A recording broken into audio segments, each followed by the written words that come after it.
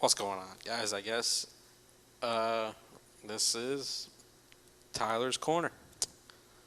And as of right now, the beauty of it not being named anything Miami is the beauty of it all, really, because it's like,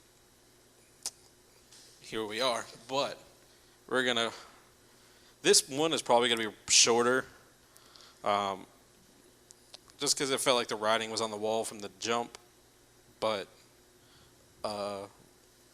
yeah, we'll just hop into it. So, just to kick it off, Miami loses 28-25 with 2 missed field goals, which happens because I know Baxa got like death threats and stuff for missing field goals and all that other sort of stuff.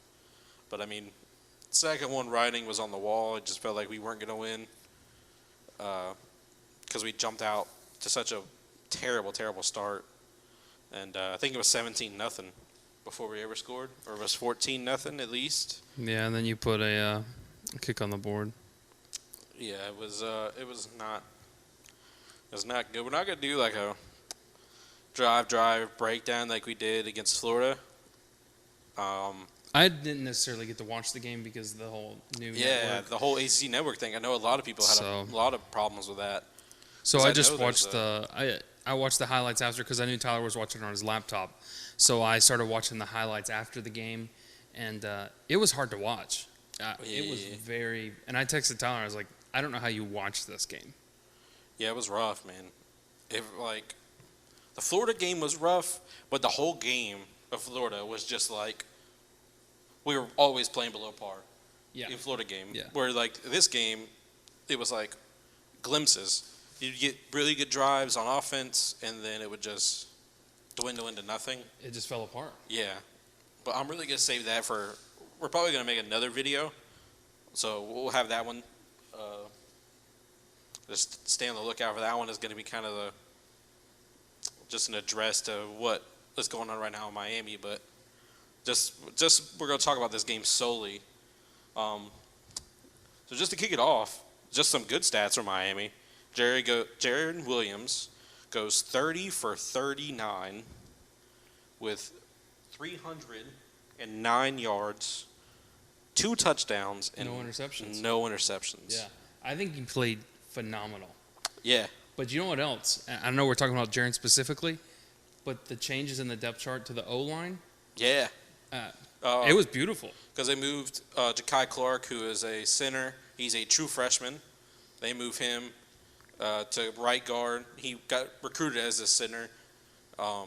Then they kick out DeLone or DJ Scaife to Scaife. I said that again. DJ Scaife to right tackle, which is what he played last season. Yeah. And you watch what Zion Nelson and Ja'Kai Clark are now 2 true freshmen, not redshirt freshmen and true freshmen. They're both true freshmen. They played insanely well, including Brevin, because Brevin Jordan, I think, blocked more in this game than I've seen him block the past season. Well, I think he had to. Yeah, but they were countering a lot of what North Carolina was doing in their RPO game plan, which is also a lot of why Miami got schooled so bad on defense, is because we'll just keep it on offense right now. Yeah, let's only talk about offense. That's a big thing. Unfortunately, DJ Dallas and Cam Harris probably could have ran for 300 yards between the two of them, between holds. Poor Cam Harris. He's ran for like probably 150 yards that have been called back at holds. Yeah. The one with Scaife, it's like he's losing the guy and he lets him go, and then you realize Cam is like 10 yards away from 10 yards past Scaife at that point. And you're like, man. Like, you understand why Scaife does it. This is what you're taught as a lineman, is just to, make sure your back can get past him and hope they don't see you. But, I mean, Cam was already 10 yards down the field. That's just unfortunate. And then he had that one against Florida. I think he had 2 against Florida that were just insanely long runs that called back. Yeah. Dallas had one. I think that was a touchdown that got called back, if I'm not mistaken. there's a couple of plays in there that keep getting called back, but there was no false starts. There was 4 sacks by UNC's defense, which I think is going to run you about average with this line. Yeah. I mean, honestly, I think that Jaren's really, really shown improvement. I don't think he's being done any favors. No. By coaching, but I was going to ask you, what do you feel like? Do you think that Enos is bringing a lot to the table, or do you think it's just Manny Diaz and Jaren just? I think Diaz is putting him in comfortable positions, but it's also to the point where, man, I have a lot I want to say, and at this point, it's whether or not we're making another video. Yeah, but let's just stick to offense. So I guess just to answer your question on the surface, I don't know if he's necessarily doing him a lot of favors. I think he could be doing a whole lot better. Yeah. But we're not really going full UNC where it's all, super easy for the quarterback, is making him look really good. And then we're copying some of their schemes. Not copying because everybody does it, but we're mirror matching them, and it worked, but to really no avail because we couldn't really run the football that well, even though we had backs with a lot of yards. But yeah, just being stupid. I mean, Dallas ran for 14 and 107, no touchdown. Poor Dallas. Then Cam ran for 10 carries for 60 and a touchdown. Jeff caught like 10 carries on jet sweeps. For some reason, we just kept trying that. But the big players were obviously Mike Harley, who caught a nice RPO slant and go on a fade route that was underthrown, unfortunately, but he caught it nonetheless. He caught for like 80 yards. KJ Osborne had around 80. Brevin did pretty good. He had a 73 to be exact. Jeff had 51, which Jeff's had 7 catches, but a lot of that's jet sweeps to an extent, because if they toss the ball up or forward, that's considered a pass. So some of those jet sweeps that are factored in there are technically passes, but nonetheless, he did well with his touches nonetheless. But all in all, we do all of this. Do not turn the ball over at all. Jared Williams is yet to turn the ball over, period. We're yet to have a real turnover that's not on downs yet all season.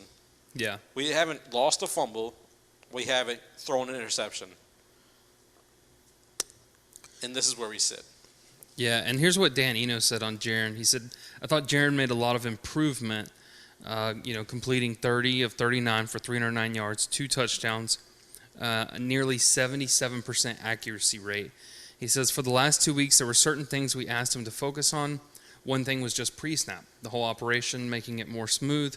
We were much less chaotic, so it was a really, really good job by him. He was very poised in the huddle. He did a really good job of communicating, getting the team in and out of the huddle quickly, getting the ball snapped in. Again, another tough environment. Yeah, I think Manny just said this. I don't think there's a freshman has started in a more unfortunate set of circumstances than Jaren has. Yeah. Whereas he's played on the road against a very, very big rival, an in-state rival too, and then to play away at a conference foe who has sold out their crowd. I mean, at some point, I feel like he's handled it really, really well. I don't think he was even bad in the Florida game. I mean, some of the stuff was him, but then, you trench all of that through, and then here's where we are, and you would say, Jaren have lost us this game if you were a betting man. If you looked at this score, didn't know anything, you would say, oh, Jaren probably had a couple picks because the game was sold out. But no, he's the best player on our offense. Yeah. Well, the combination of him, DJ Dallas. That's what I'm saying. I should say. Our offense as a whole. Your offense is great. That's what I want to caveat to this. I don't think any of our players are any part of the problem right now. There are problems, and I really want to get into detail with that. Not necessarily here.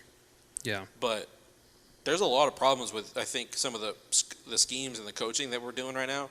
But I don't think it's any part to do with the players, and that includes Baxa, who has missed field goals. because the unfortunate part of kicking is you don't get to do that regularly.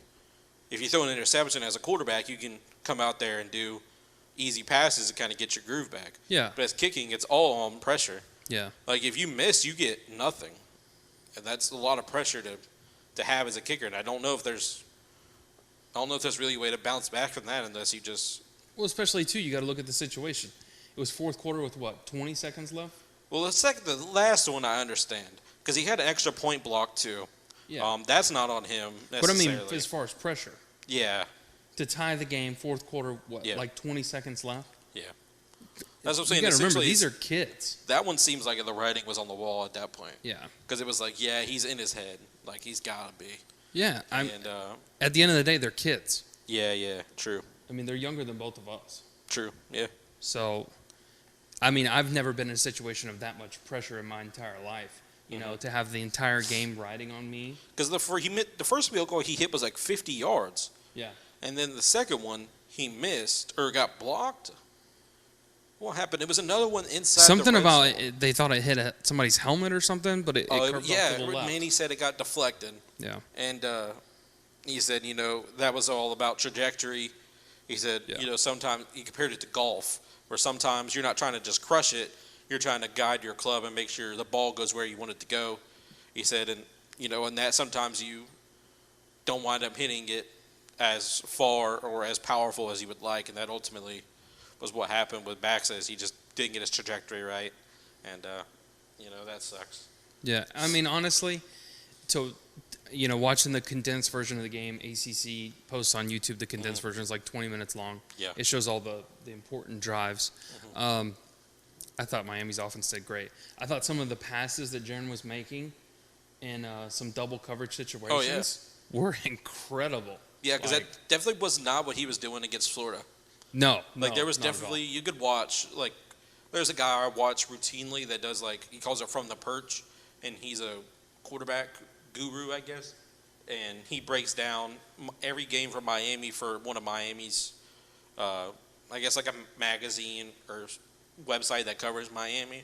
Yeah. And he was like, the Florida game, it's between two people, your receiver's in between them, why aren't you throwing it? And then in this game, I don't think he messed up any that were bad throws, honestly. Yeah. Other than throwaways, I mean, he only threw 9 incomplete passes. I mean, yeah, I don't think half of them were even his fault, where he missed a throw, or because I know a couple were dropped. Some were like a jump ball to Jeff, which was weird because Jeff is only 5'10". But I mean, I digress. So, our red zone offense is really, really terrible. I don't know what we're doing as a play call group, but that's where I'm going to leave that one. 'Cause that's too much to get into. So, and this is going to be the worst thing, and I'm going to bring it up. Fourth quarter, Tar Heels make the 4th and 17. You guys lost. At that point, and I think Manny Diaz, this is what Manny Diaz says, that's one thing you'll think about all year, getting a 4th and 17 against our defense. It should be lights out. He says, well, we played the play very poorly. We had a pressure called, and number one, we didn't execute the pressure up front the way we wanted.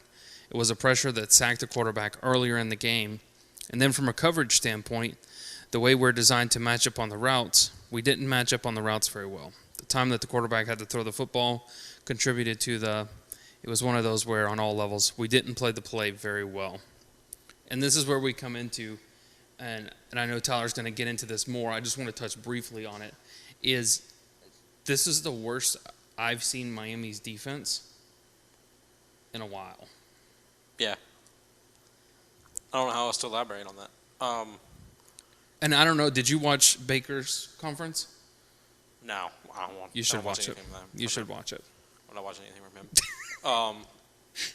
Because I'm not getting into that part. But what we were seeing at the beginning, at least, is we were bringing pressure and leaving guys like Bandy on islands, and Ivy, who was his first real game started because he was suspended against Florida.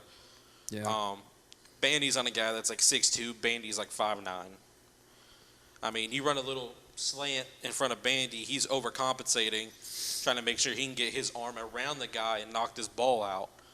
And then the guy runs a slant, not even like a slant, he just kind of stutters. And Bandy just overcompensates. Yeah, and and he was lost. It's an instant streak down the field. The second one, I think Ivy just got beat off the line, I'm not mistaken.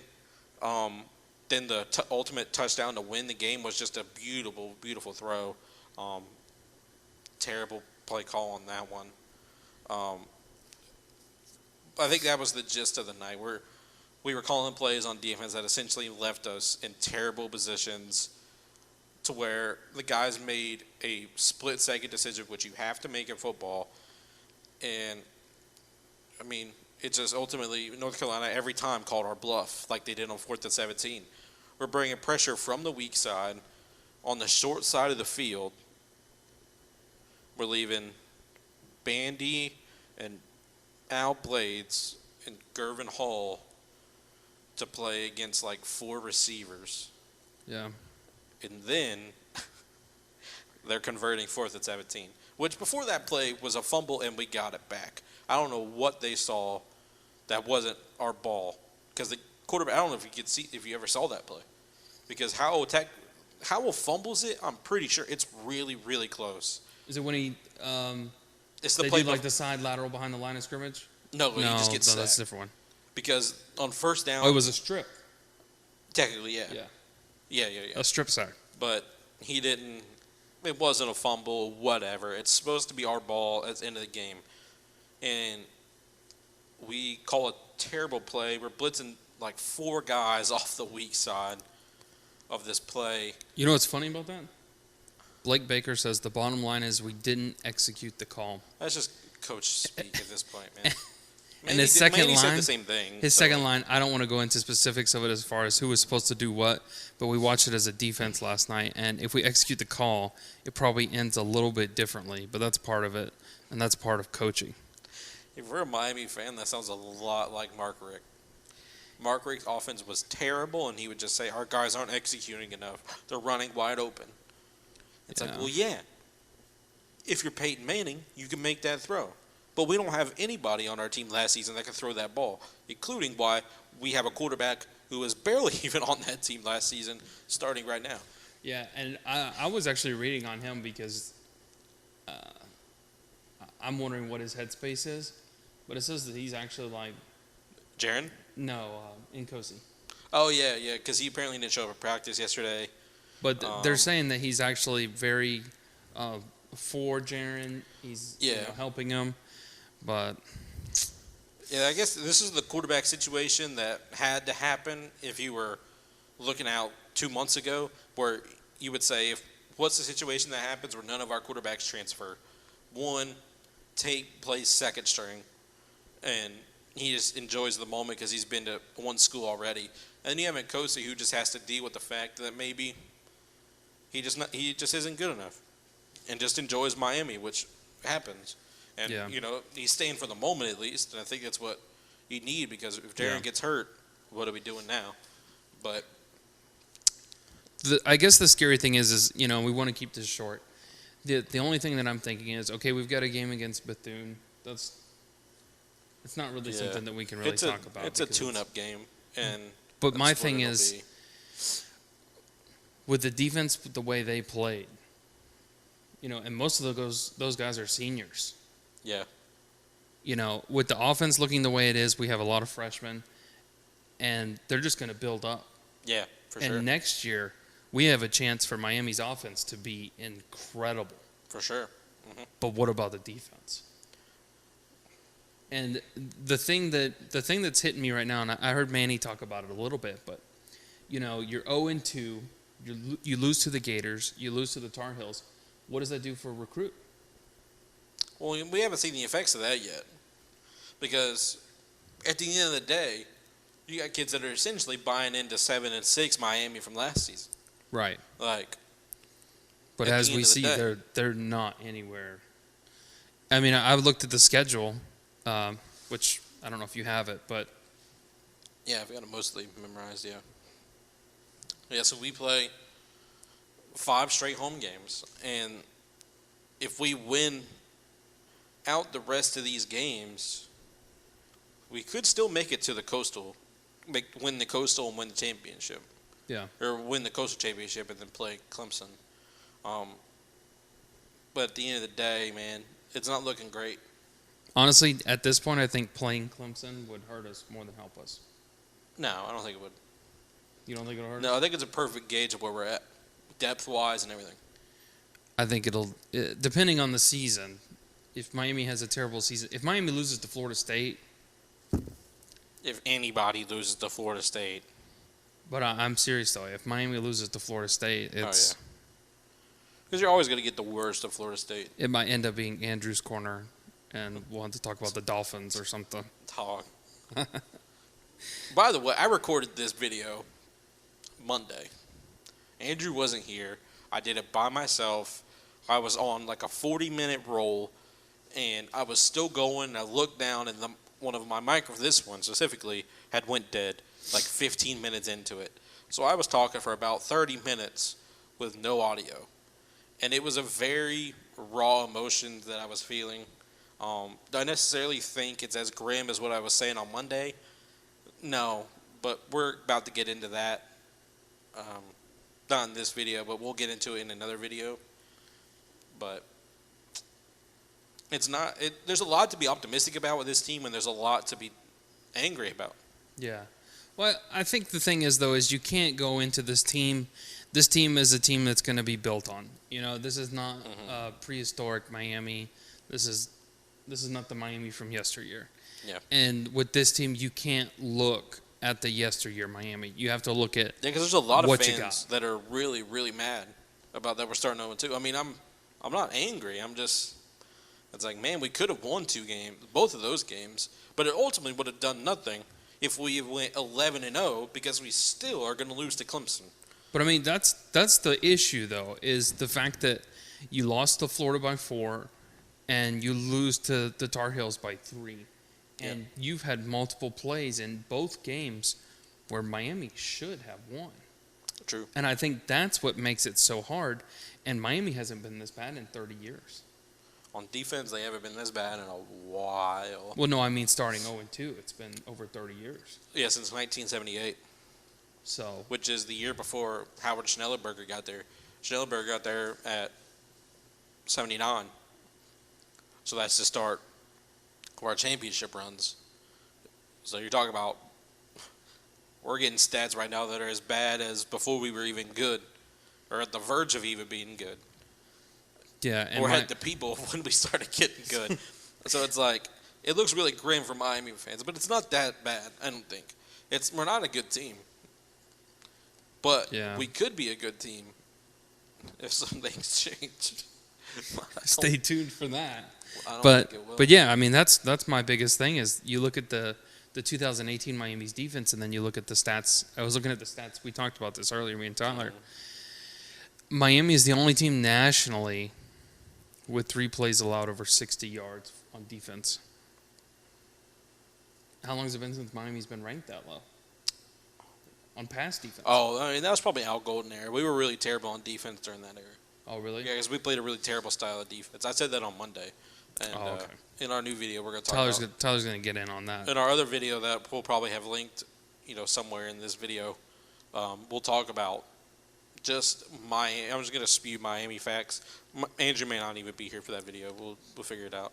Yeah. But but at this point, just solely about the UNC game, we called plays terribly on defense. Yeah. Against a team that runs RPOs, where we're not giving them hard looks or making it so easy on them when we've played teams that have run RPOs a lot in the past. Clemson's always done that with Deshaun Watson and all the way through, and we've lost to them. Well, we played okay on defense, but here we are playing against North Carolina and Sam Howell, and we got whopped on defense. Yeah. Which, I mean, to their credit. Which we lost to Amari, too. Yeah, Amari Carter gets taken out with a targeting call on Sam Howell, which I think you could really give credit to Miami's players on defense because it seems like they really shored up after we went off 17-0, like to 0. to start the game. Because then they didn't score, but 8 points the rest of the game. They start 17-0. So they scored. I don't think they did. I don't remember. The first quarter, it was 17-3. Yeah. So, at the end of the day, it was nasty. But then Miami comes back, and then it's like they just stop. Yeah. So. And I did look at DJ Dallas's Twitter just to make sure, and he did take down the post off of his main cover photo. Well, probably. But DJ Dallas had a great game, I thought. Yeah. He showed up, The offense showed up, but the defense, they stayed on the bus. I'm just going to say it. I don't think it was our players at all. I have nothing against any player on our team right now. I don't think any of the players on our team can't help us win nearly every game this season. That includes the offensive line changes that we've made. I'm almost positive we can beat every team if we have a defense that plays the way that, or not plays the way, but a defense that is called the way it was last season. And then our offense, stirs up some of the under center stuff that we're really going with. So, and we're terrible in the red zone. That's the whole point of Baxter, because he's kicking field goals in the red zone. It's like, why are we kicking field goals? We should be scoring touchdowns. Yeah, and actually, Miami had 488 yards. Yeah. Against the Tar Heels. What did the Tar Heels have? I think it was like 389. Okay, so it was almost. What was it? 480, 408 for Miami's offense. Let's see, passing 309, rushing 179. Yeah, 488 for Miami. So Miami had 100 more yards than them. Yeah. Hidden yardage, where you talk about field position and all this stuff, where it's like kickoffs, punts, where Miami starts. Miami technically outgained. If you take away all of those yards and say, okay, what if these two teams had this even amount of offensive yards? Miami technically had 112 more yards than North Carolina based on where they started the field. Yeah. So Miami, on the whole game, started 112 yards better on the field than UNC did. Yeah. But you also have to look at 7 penalties for 57 yards on Miami. Yeah, one is like a pass interference, I think. The targeting is 15. The hold is 10. UNC 1 penalty for 5 yards. True. I mean, it plays into it. It just shows that I don't think it's anything to do with the players, even with those yards. And stay tuned, because a coaching staff, if you get to watch this next video that Tyler does, it's definitely not going to be as grim as it was Monday. Because Monday I was just going. I don't know. But I have a lot more filtered thoughts right now than what I had at least. So I thought the Tar Heels looked great. Like I said in the post game or pre-game, Tar Heels O-line showed up. They were fantastic. Hal did fantastic. That was also the thing. They were getting rid of the ball quick, too, yeah. Which is what everybody's going to do against Miami. But they capitalized on Miami's defense for sure. Yeah, it definitely and it wasn't a blowout, because the Tar Heels showed up in the first quarter, and then it's just like they're like, okay, well, we've got this, which is usually what happens with Miami. Yeah. And then Miami comes back, and then it's like, okay, well, now we need to play again. But yeah. This is weird. Having a lot you want to say, and then you're just like, nah, I'm going to save this for something else. Because it's just, I don't know what to say that would be, coherent as to what we've been talking about. But at the end of the day, we had no real turnovers, and we are 0-2. Yeah. I don't know what else to say about that. So let's talk about, Bethune-Cookman. We've got the next streak of home games. I think this is going to be good.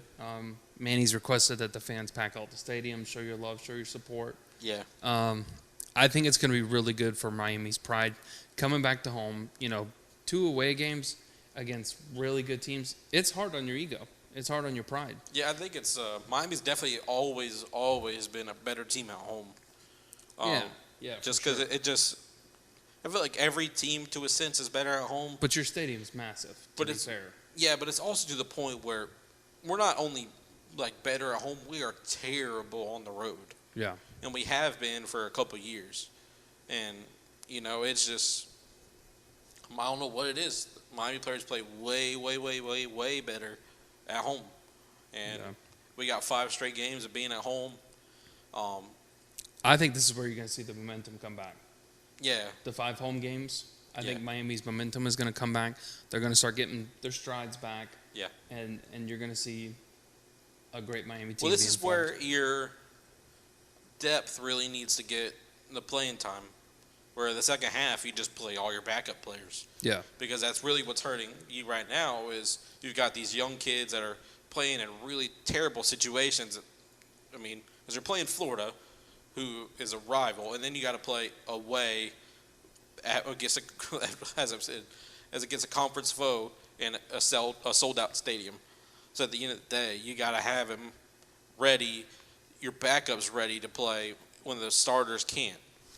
So you got to get these young corners settled in, these safeties that are first time playing settled in, because apparently, I don't know what's happened to Gervin, but apparently during spring he had an interception like every practice, and then it seems like he's not even been existing out there, him or Amari. So I'm not sure what the deal with that is. Defensive line looks like it's fine. I would like to see Greg Russo play more, just straight up on defense, because I don't know if Scott Patchen necessarily is that, is better than Russo. But Greg Russo he's number 15 on defense. Okay. Just to fill Andrew in. But at the end of the day, this should be an easy win. The next couple games should be BCU, Central Michigan? Yeah.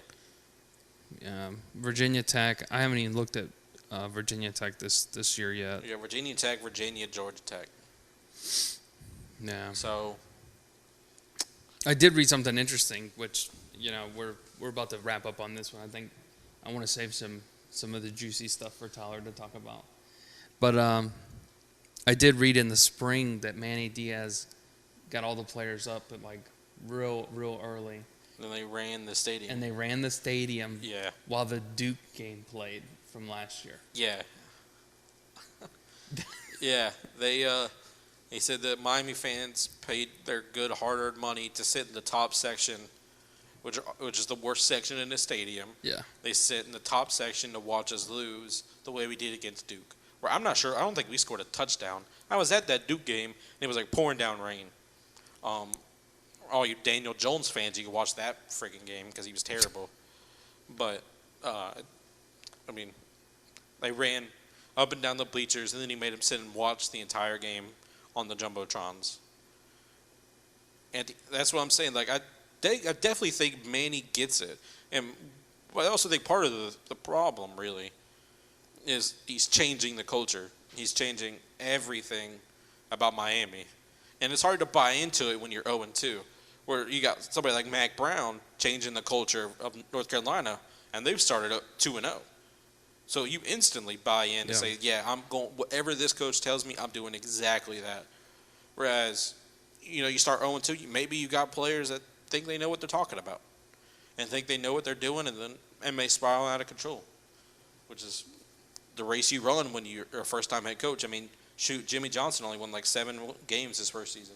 Oh, really? Yeah, and then he won the championship, I think, the next season. He won in 87 and 89, I think. Or Erickson won in 89. So I just have to ask the question. We lose to Bethune, what happens in your mind? We lose to Bethune? Yeah. Oh, I'd kill this. I'd kill this program. I mean, I hope we don't, but I'd kill this program. Just we're not playing football no more. Which actually, I did tell you guys that I would have a funny story for Bethune. I was in marching band when I was in high school, and I honestly was going to try and get a minority scholarship to Bethune so that I could be in their marching band, but obviously that didn't happen, and we're here. So. I do remember that. Bethune-Cookman and Florida A&M. FAMU, yeah. It was either FAMU or Bethune-Cookman, and I was like, I got to get a minority scholarship. I had like a 2.6 GPA my senior year. Bethune-Cookman is a Florida school, too. So you're going to get a lot of that, Florida on Florida, high school animosity and stuff like that. But this one should be easy. Andrew and I were getting trouble finding a schedule too, because just Miami's getting into these weird games. They've got a bye week in between this like 5-game stretch at home also.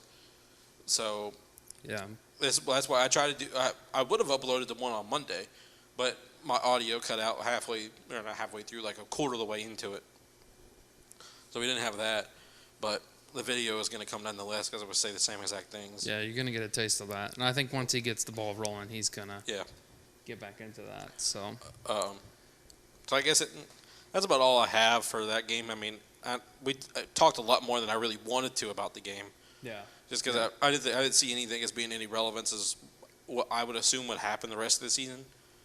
So, because I feel like at this point, Manny's just like gripping the leashes on the coaches and like, okay, that's enough. Like, we're gonna have to start shoring some things up. So, I guess that's my thoughts on it. But yeah, I mean, I'm really happy with Miami's offense.